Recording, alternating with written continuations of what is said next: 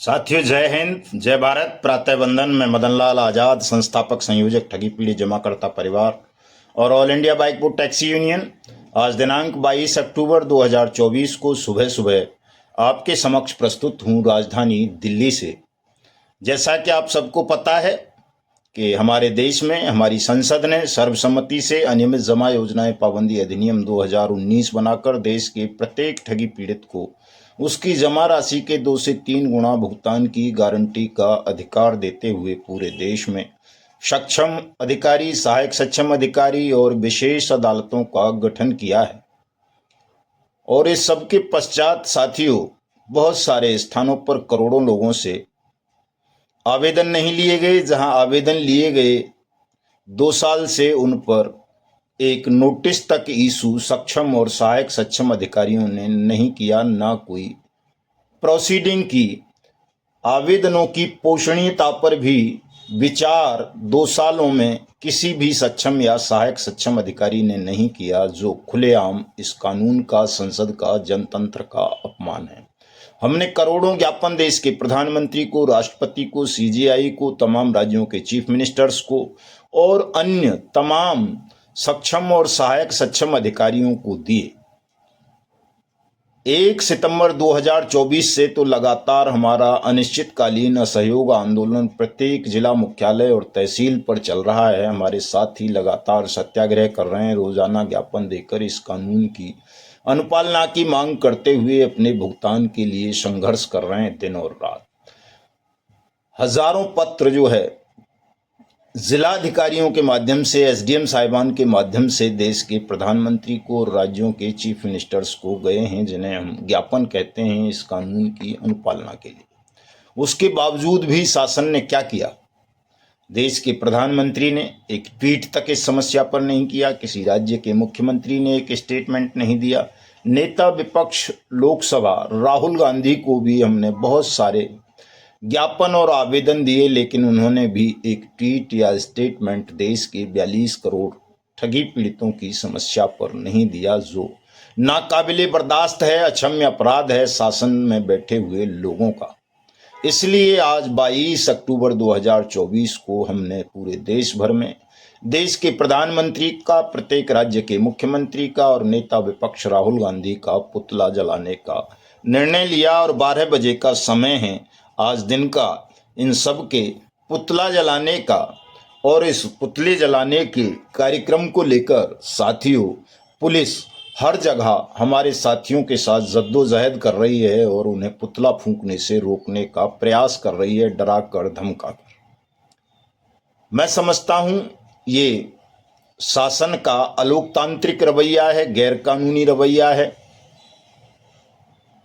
हमारी न्यायपूर्ण मांग की अनदेखी कर रहे हो, ऊपर से हमको डरा धमका भी रहे हो गैरकानूनी तरीके से, जबकि किसी भी शासक का, प्रशासक का पुतला दहन करना जनता का मौलिक अधिकार है, उसको रोका नहीं जा सकता। और वो भी यदि ठगी पीड़ित हों तो, चूंकि अपराध पीड़ितों की तो सुरक्षा करना, उनका पुनर्वास करना, उनको मुआवजा देना, उनकी क्षतिपूर्ति करना, ये शासन का प्रथम कर्तव्य है। लोक कल्याणकारी राज्य की यही परिभाषा दी है। लेकिन लोक कल्याणकारी राज्य यानी देश की सरकार ने, मोदी सरकार ने, किसी राज्य की सरकार ने अपने इस उत्तरदायित्व का निर्वहन नहीं किया। इसी की बदौलत, इस उपेक्षा और अपमान की बदौलत हमको उनके पुतले जलाने जैसा कठोर निर्णय लेना पड़ा है। और शासन अपनी हठधर्मिता को, अहंकार को त्याग नहीं रहा। उसे इस पर तुरंत अविलंब कार्रवाई करनी चाहिए थी, दोषी अधिकारियों को दंडित करना चाहिए था। ये कर्तव्य था शासन का, लेकिन शासन ने ये न करते हुए पूरे देश की पुलिस को अलर्ट कर दिया कि कहीं भी प्रधानमंत्री के पुतले फूंकने ना दे पुलिस। ये साथियों तानाशाही रवैया है। प्रधानमंत्री के पुतले फूंकना, मुख्यमंत्रियों के पुतले जलाना, ये हमारा अधिकार है, फंडामेंटल राइट है, और इसे यदि कुचलने का प्रयास किया गया, रोकने का प्रयास किया गया, तो हम आगे इससे भी कठोर निर्णय लेंगे। संसद का घेराव करेंगे, विधानसभाओं का घेराव करेंगे, राजभवनों का घेराव करेंगे, चीफ मिनिस्टर्स के हाउसेस का घेराव करेंगे, चक्का जाम करेंगे, रेल रोकेंगे, सड़क रोकेंगे, कुछ भी करेंगे, जो भी करना पड़ेगा वो करेंगे और इस अहंकारी शासन को मिट्टी में मिला देंगे, क्योंकि इसने संसद द्वारा सर्वसम्मति से बनाए गए एक कानून की अवमानना की है, अपमान किया है। हमारी लड़ाई पूरी तरह से न्यायपूर्ण है, अहिंसक है, सत्याग्रह के मार्ग से है। इसको जो भी रोकने का प्रयास करेगा हम उसका अस्तित्व समाप्त कर देंगे। अभी भी समय है, अभी लगभग क्या समय हो रहा है अभी साथियों, 10:42 हो रहे हैं, यानी 10:45 मान लेते हैं। अभी 1.25 घंटे का समय देश के शासकों के पास है। अगर उन्हें लगता है कि उनके पुतले ना जलाए जाएं, जनता उनके खिलाफ आक्रोशित ना हो, तो उन्हें अविलंब ये निर्देश जारी कर देने चाहिए पूरे देश भर में कि अनियमित जमा योजनाएं पाबंदी अधिनियम 2019 की अनुपालना समस्त सक्षम और सहायक सक्षम अधिकारी करते हुए देश भर में भुगतान पटलों की स्थापना करें। सबके आवेदन लें, सबका भुगतान करें, चूंकि ये कानून ये कह रहा है 180 दिन में जमा राशि का 2 से 3 गुना पैसा शासन देगा, सरकार देगी। तो शासन अगर चाहता है कि उसकी इज्जत बनी रहे, जनता उसके खिलाफ इस तरह के कदम ना उठाए, तो उसे अपने कर्तव्य का भी निर्वहन करना चाहिए। अगर शासन में बैठे लोग अपने कर्तव्य का निर्वहन नहीं करेंगे, तो जनता को ये अधिकार है कि ऐसे बेईमान शासकों को कुर्सी से उखाड़ फेंके, हटा दे।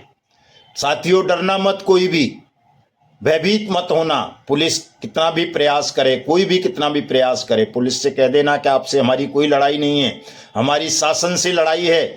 शासन हमारी समस्या की अनदेखी कर रहा है, अपने फर्ज का निर्वहन नहीं कर रहा है, इसलिए हम शासन के पुतले जला रहे हैं, ये हमारा अधिकार है।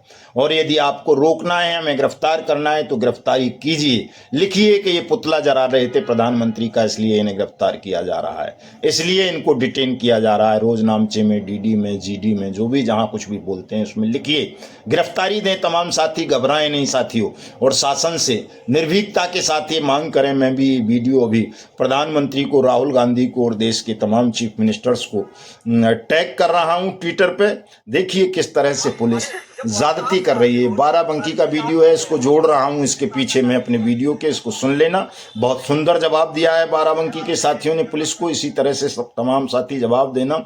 अलीगढ़ से भी सूचना आ रही है और बहुत सारी जगहों से सूचना आ रही है देश भर में, महाराष्ट्र से भी, कर्नाटक से भी, राजस्थान से भी, गुजरात से भी, मध्य प्रदेश, छत्तीसगढ़, बिहार, यूपी, हरियाणा, पंजाब, हिमाचल, उत्तराखंड, सभी जगह से ये सूचनाएं आ रही हैं कि पुलिस पुतला दहन कार्यक्रम को रोकने का प्रयास कर रही है, लेकिन जो कर्तव्य है पुलिस का उसको नहीं कर रही कि वो संबंधित अधिकारियों को बुलाए धरना स्थलों पर, सत्याग्रह स्थलों पर, और उनसे पूछे कि उन्होंने अपने कर्तव्य का, कानूनी कर्तव्य का निर्वहन क्यों नहीं किया, क्यों देश के 42 करोड़ से ज़्यादा ठगी पीड़ितों के साथ ये अन्याय हो रहा है। साथियों, इस अन्याय का प्रतिकार करना आपका, मेरा, प्रत्येक राष्ट्रभक्त का धर्म है।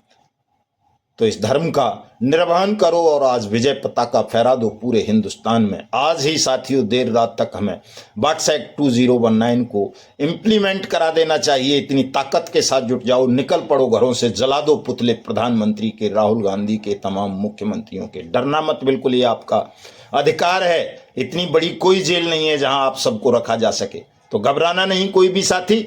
मिलता हूं शाम को, और आज फेसबुक पर भी लाइव रहूंगा 9 बजे से 11 बजे तक रात को, तो वहां भी जुड़ना। बेखौफ होकर, बेधड़क होकर, इसको अपना राष्ट्रीय कर्तव्य मानकर, देशभक्ति का सबसे बड़ा प्रमाण मानकर इस कार्य को आज करना, ताकि ठग और बेईमानों के कलेजे फट जाएं और उन्हें पता पड़ जाए कि आज भारत भयमुक्त हो गया है। भयमुक्त हुई भारत की जनता शोर सड़क पर करती है, पकड़ो पकड़ो बेईमानों को, तोता की तरह ये रटती है। पकड़ लो तमाम ठगों को और बेईमानों को, ठूस दो जेलों में, इनको उखाड़ फेंको शासन से और उससे सबसे। साथियों, घबराना मत, भले ही मौत आ जाए, जेल जाना पड़े, चलेंगे सब लोग। मैं भी बैठा हुआ हूं यहीं ऑफिस में ही, कंट्रोल रूम में अपने में, जिसे हिम्मत हो ले चले पकड़ के मुझे भी जेल में ठूस दे। तो घबराना नहीं तमाम साथी, बड़ी शांति के साथ, हिम्मत के साथ जवाब देना ठोक करके, जिस तरह से हमारे बाराबंकी के साथियों ने दिया है। साथियों, उनका वीडियो जोड़ रहा हूँ, पूरा वीडियो ध्यान से सुन लेना, इसे शेयर कर देना सब जगह। जय हिंद, जय भारत।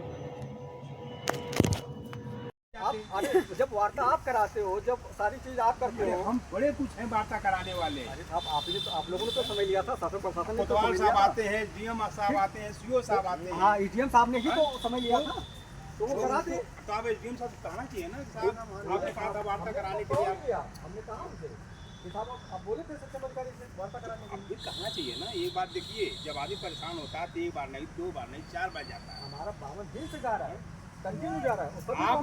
आप सिर्फ अब कानूनी कार्रवाई कर रहे हो, जिससे लिखा पढ़ी कर रहे हो, चाहत नहीं रहे हो।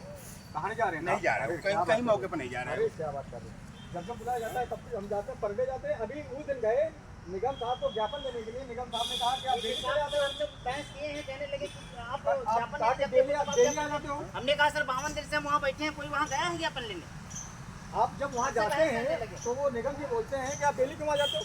भाई जब समस्या हमारी है 52 दिन से बनी हुई है, हम जाएंगे। ज्ञापन मत दीजिए ना, अपनी चर्चा तो करिए उस ज्ञापन को दिखा करके। तो कैसे चर्चा करेंगे? लिखित में तो करेंगे ना, ऐसे कर लेंगे। ऐसा नहीं है, सब कुछ उसमें है, सब कुछ जानकारी उनको है। मौके पर नहीं बात कर सकते ना, हम भी तो लिखित बात करेंगे ना। तो जब लेके जाते हैं, अपनी समस्या को बताते हैं, तो वो कहते हैं कि नहीं आप डेली चले आते हो। बहुत खराब बोले थे, बहुत खराब अभद्र भाषा का प्रयोग बहुत। ऑफिसर को ये अच्छा नहीं आप लगता। कह रहे हो कि वहाँ जाते नहीं। एटीएम साहब के पास वहाँ मिलने जाते हैं, जो वहाँ बैठते हैं वो बाहर, वो हमको जाने नहीं देते हैं। आधा घंटा आपसे पूछिए सर, आधा घंटा वेट करने के लिए बताते हैं, उसके बाद 2 से 3 घंटा वहाँ हम लोग बैठे रहते हैं, लेकिन वहाँ अंदर मिलने नहीं देते हैं। ये कितने बड़ी अनुमान हम लोग। हमारी बात सुने, जो भी सक्षम अधिकारी है या जो उनको रिक्रूट करेंगे, आप जाके हमारे बिहार पे आप वहाँ जाते हैं वो तो सुने अभद्र भाषाओं का प्रयोग और करते हैं। गलत वे में बात करते हैं, जैसे लगता है कि हम जो है गुलाम हैं यहाँ पर, अपने अधिकारों के लिए हम लड़ ही नहीं सकते हैं।